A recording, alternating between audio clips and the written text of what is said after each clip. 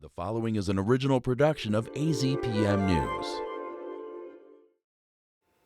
Today, on the press room, we talk with 7th District Congresswoman Adelita Grijalva about immigration, water issues, and more.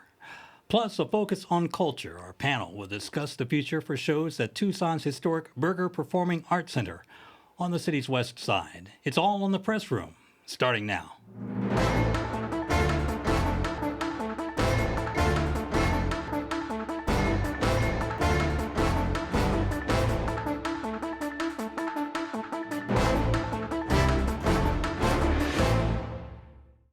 Adelita Grijalva joined the 119th United States Congress on November 12, 2025, and it is safe to say there has not been a quiet day since. She won a special election to the 7th Congressional District seat.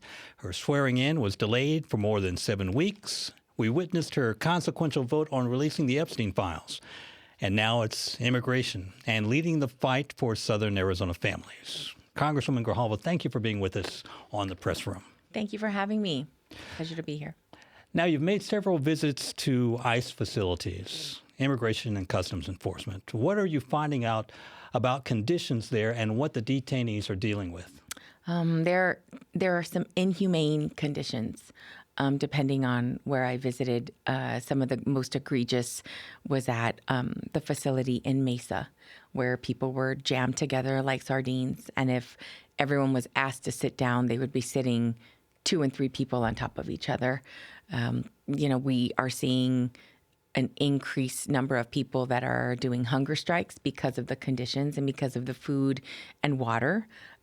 Water that is dirty and visibly doesn't look like drinking water that would be safe to drink, and some pretty horrible food conditions where people are being served, rotten food.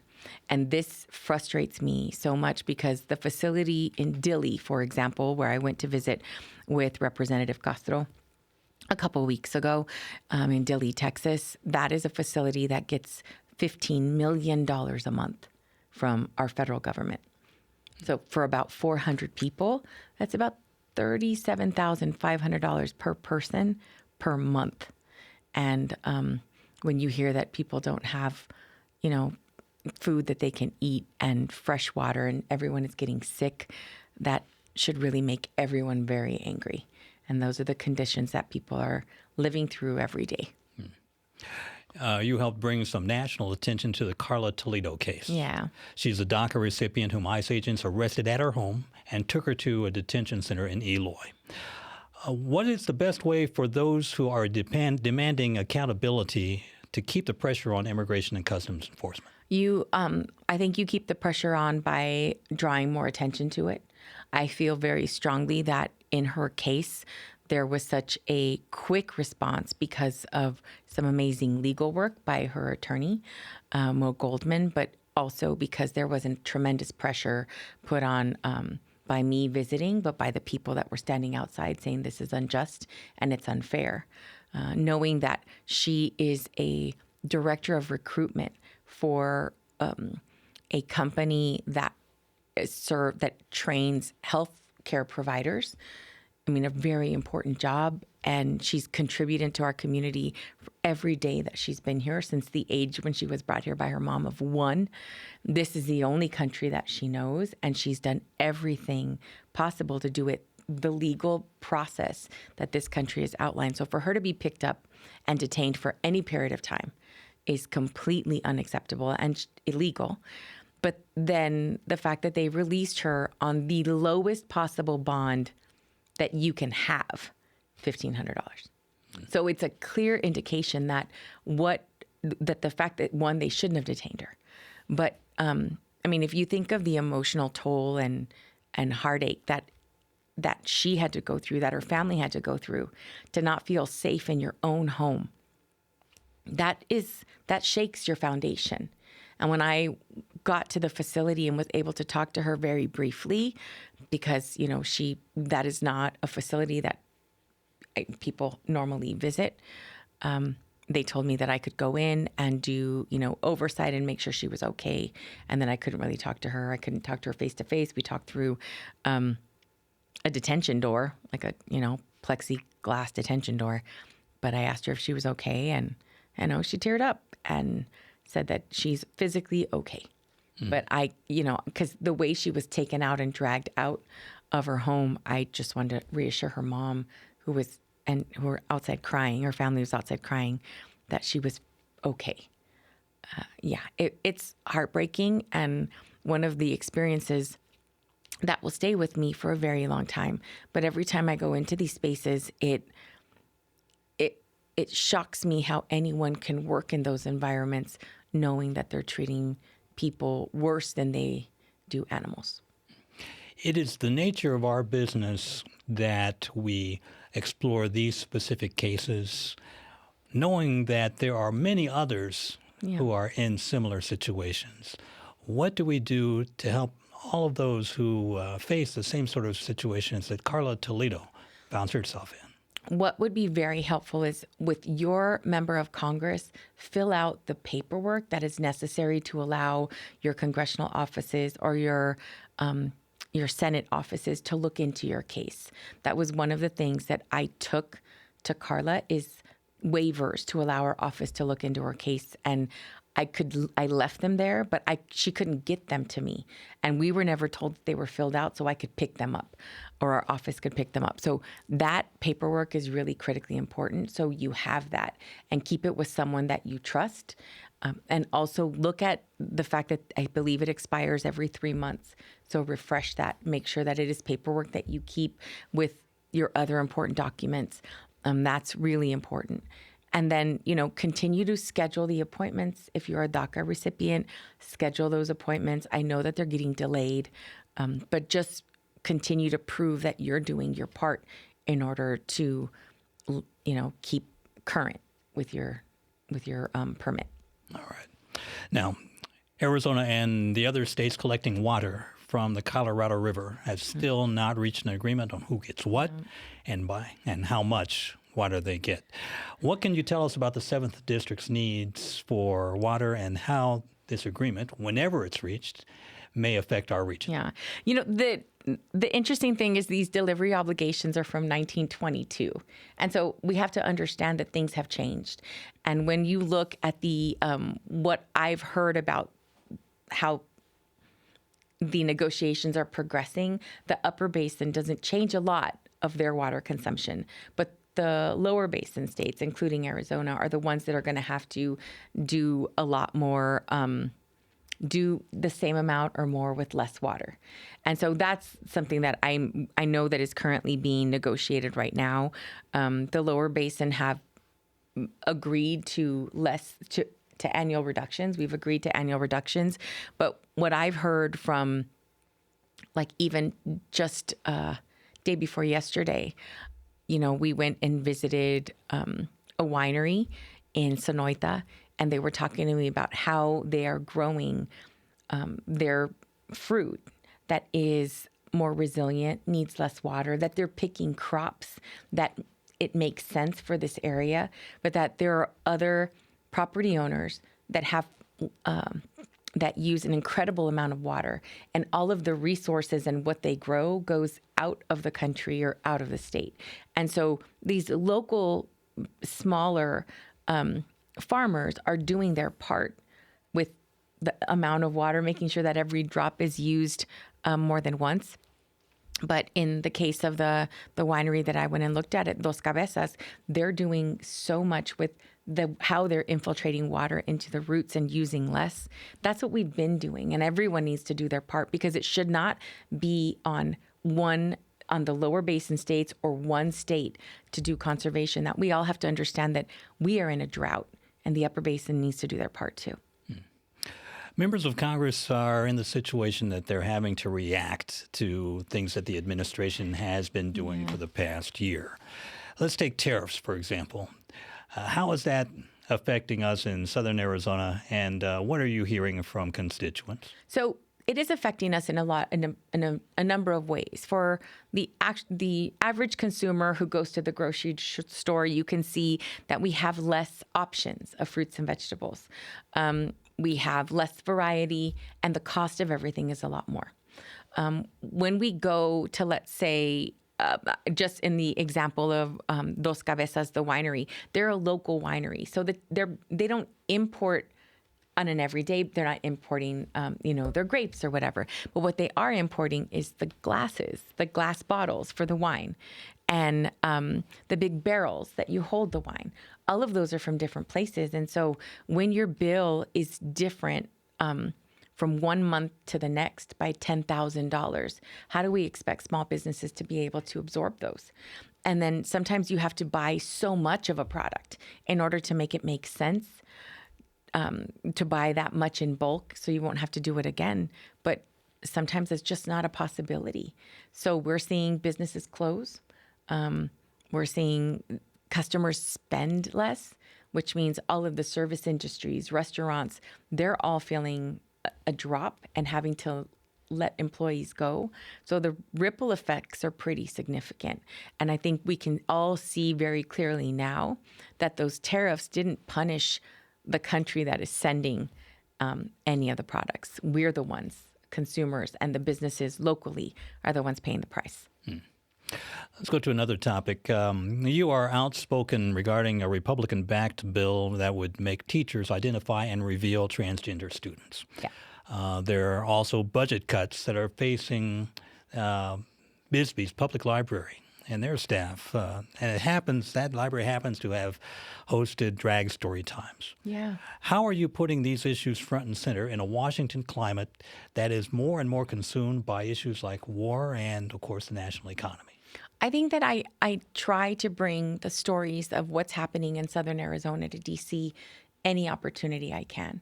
That's why I visit so much of Southern Arizona, go to every corner of this district, because I want to hear those stories. So when I went and visited the Bisbee Library and saw the amazing programs that they do, not just for Bisbee, but for all of the rural community around Bisbee, and what a resource that library is, when they put forward a request for congressional direct spending, and just to be real clear, every office gets about $13 million. We can put forward 20 proposals. And Bisbee Library was one of my favorites. It was for infrastructure, for a roof. I mean, it totally qualified. And it goes to the committee, the agriculture committee, to look over all of the projects. And they, of 500 projects, refused 2. And one of them was this Bisbee Library, because they hosted 2 drag story times, one in 2019 and one in 2024. And the explanation provided by the Republican majority was completely unacceptable. And so I continue to say, I want you to fund my project, because this project was for basic repairs for like a valuable institution in Bisbee and rural Arizona. And it's interesting, we were talking about earlier that the priorities are on this direction and maybe not in others. Right. Well, what I find very interesting is with the GOP in general, the party, they've always claimed to be a party of less government, smaller government. And what I find fascinating is that you want less government in some areas, but then in others, when it comes to education or person's sexuality or how people identify or individual rights, all of a sudden you want to get involved and try to legislate all of that. And to me, that's just so hypocritical. This right now, people are feeling that their democracy is at stake. And I agree with that. You described earlier about the people you've spoken to during this particular visit, the issues you've been able to confront, the conversations you've been able to have. When you go back to Washington, how much of it is a feeling that there's so much more to do that you can do? Yeah, no, it fuels my fight to talk to people who need me to be an advocate for them. And it really is very touching and moving when people talk to you about what their hopes and dreams are and what their fears are. And we start to think about, like, what kind of legislation can I introduce to make it easier? And there are some ideas that come out literally organically from those conversations. And so that is incredibly valuable to me. I I represent Southern Arizona. I don't represent anybody else. So in this community in CD7, the ideas that come out of our office are a direct result of those conversations. Very good. 7th District Congresswoman Adelita Grijalva, thank you very much for being with us on the press room. Thank you so much for having me. We'll be back with members of our journalist panel right after this. His concert residency at Madison Square Garden began in 2014. A decade later, Billy Joel gave his 100th performance. His greatest songs. I don't care what you say anymore, this is mine. Billy Joel, the 100th, live at Madison Square Garden.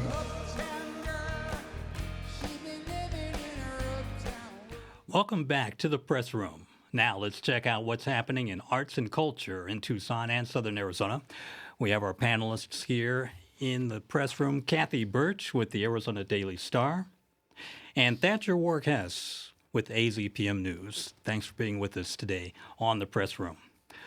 The Berger Performing Arts Center is located on the campus of the Arizona School for the Deaf and Blind. It's a location that some who are new in the community may not be familiar with. Kathy, it's got a long history, but everything's going to change now that the school is relocating.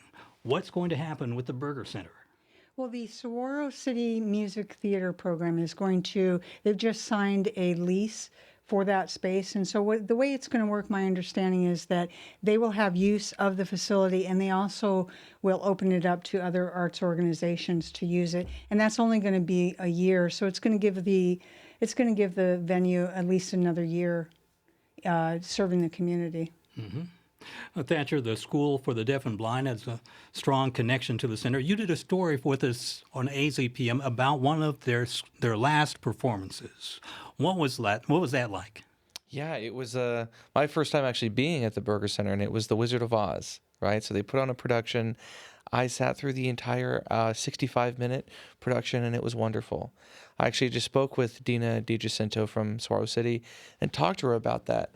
I had recently seen The Wizard of Oz, right, in a production weeks prior, and so having that kind of comparison, it really struck a chord.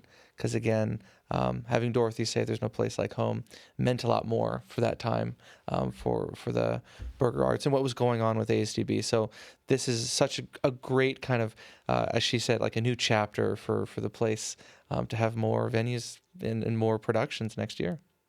And Kathy, and for those groups to perform at the center, what's next for them? What alternative venues can they have? There's not a lot because the Berger Center, the thing that worked for that is that it's under 500 seats, and using it for a community organization was a lot cheaper than if they were to go to the Leo Rich, which is a similar sized venue, because this Leo Rich is owned by the city and the rents are a heck of a lot more expensive.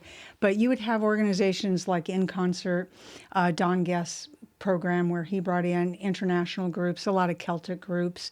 They would use that, small theater productions. And ironically, the Society of American Magicians chapter in Tucson, that was their regular home for years. And they would put on their annual showcase, and it would sell out. I mean, Tucson, it used to be this incredible magic town. And so they would have these magic showcases with tons of, dozens of magicians, and people would just love it. And that was a perfect venue for that. So I'm not sure. I mean, they're going to have to figure a place where they can balance the budgets, as far as charging ticket prices and paying those rents. So it's going to be a challenge. A lot of them, though, are going over to the Fox and collaborating with the Fox and just expanding their programming, like In Concert is doing that, and Rhythm and Roots. So it'll bring some of that culture back downtown. Yeah, and it's already happening. I mean, I think they saw the writing on the wall, and it's already happening. And some of them also are going to La Rosa. You have the Rhythm and Roots concert series, which is in its final year, has been doing all of their programming at La Rosa. Mm-hmm. Now let's talk about one of the year's biggest cultural and sports events that has a Tucson connection. Thatcher, you've been following the saga of the Iranian national soccer team and its hopes to train for the 2026 FIFA World Cup at Kino Sports Complex. What is the latest on that story? Well, every day it seems to change. The latest is that they are not going to train at a Keno Sports Complex. Instead, they'll train at a sport complex that I think is still going to be announced, but in Tijuana, Mexico.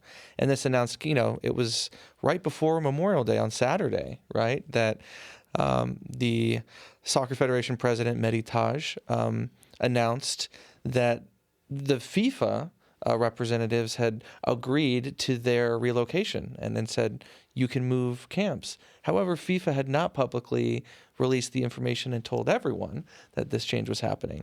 And then further on, Sarah Hanna, who's the director of Keno Sports Complex, she was not notified until Memorial Day morning. So she had to get articles that I was getting. She was like, it's still not confirmed. And then FIFA sat down with them on Monday to say, yeah, they're not going to come here.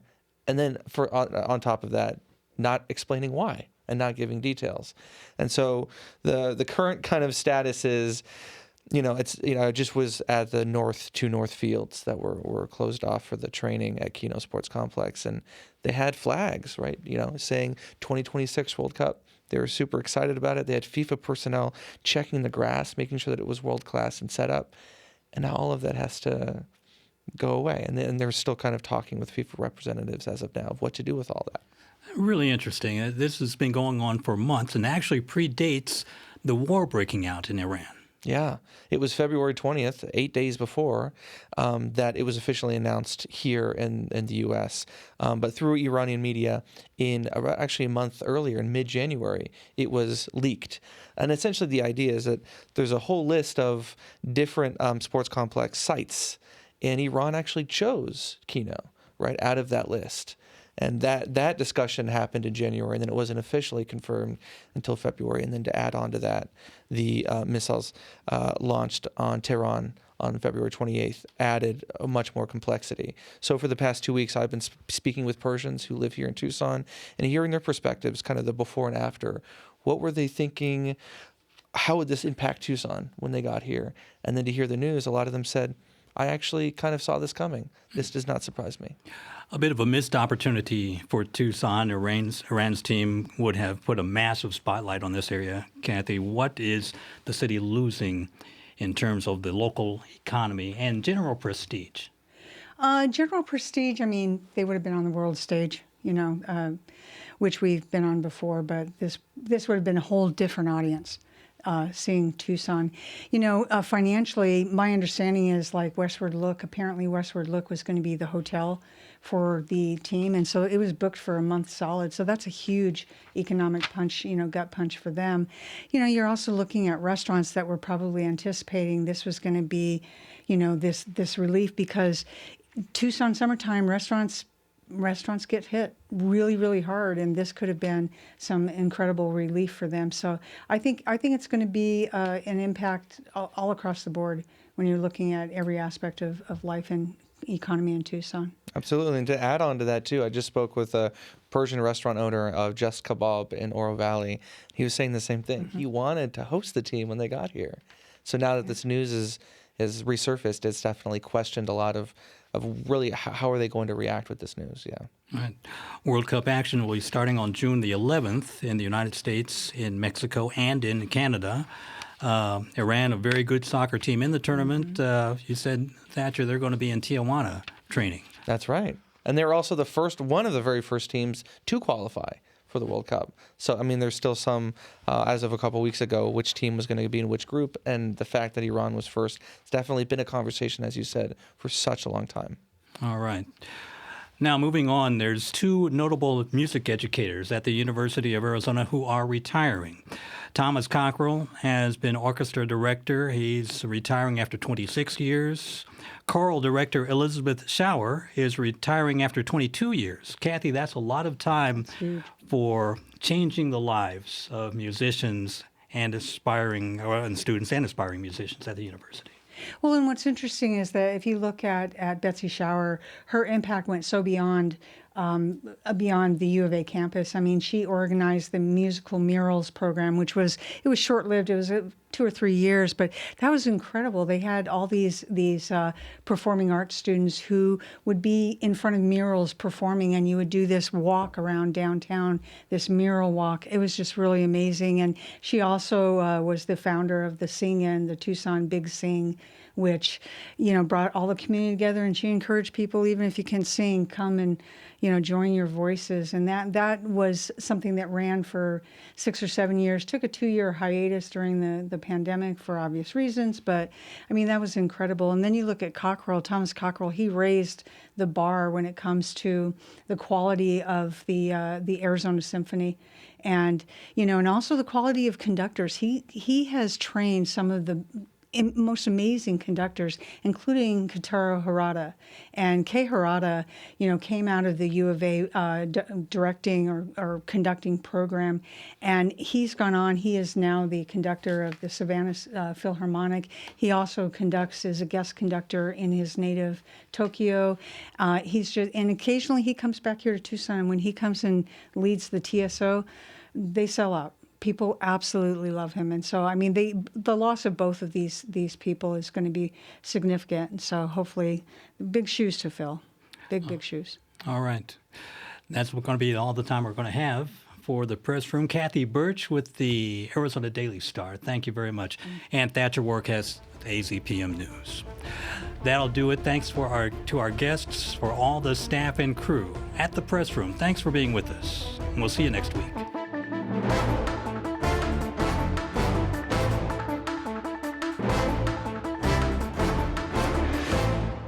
When you want news that matters to you, turn to AZPM News.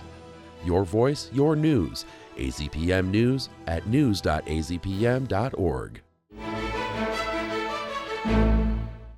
Thanks for watching The Press Room here on YouTube. If you have a question about the news we're discussing, please leave a comment below. And for more Press Room, click here.